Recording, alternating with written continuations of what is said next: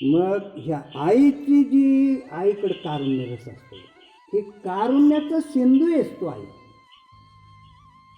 आणि ती कारुण्य रसाची वृष्टी, वृष्टी म्हणजे पाऊस. अर्जुनावर नुसता पाऊस पडतोय, पण कशाचा? कारुण्य रसाचा. पाणीच नाही त्याच्यात, कारुण्य रस. ही नवया स्नेहाची सृष्टी.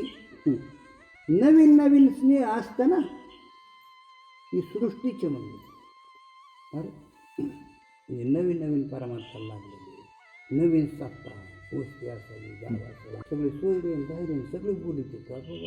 लईच पहिल्या वर्षी नवीन किंवा नवीन नवीन लग्न झालेलं म्हणा, सोपं आपलं बरं येईल.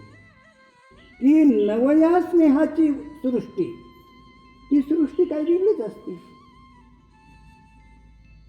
नवीन जे असतं ना ते टिकत नसतं, पण ती सृष्टी वेगळीच, ती जगाची वेगळीच असतात. त्यांना आमचा सत्ता म्हणजे काय, महाराज सगळे आणलेले असते ते तसे. पाकिटात पैसे नाही मावायचे एवढे मोठे महाराज असते ते. मग ती थाटलं तुम्ही नवीन एखादा सत्ता बघ, ती नवीन नवीन झालेला साधं आपल्या इकडे या.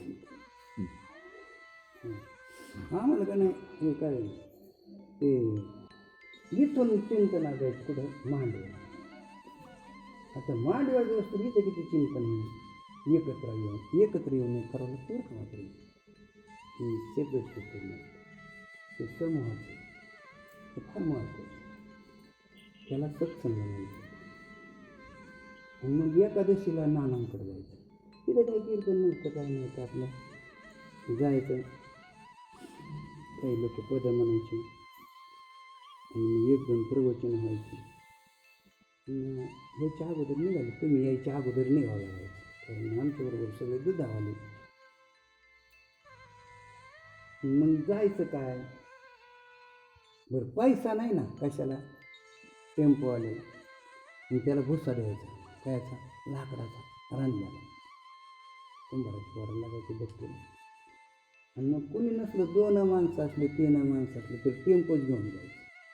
हे नवया स्नेहाची सृष्टी बघा, कोणीच नाही राहिली जायला आहेत, पण ती काय उपयोगाचं लक्षात आलं का?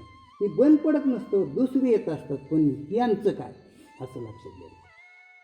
पण ती नवीन नवीन असं असतं बघा.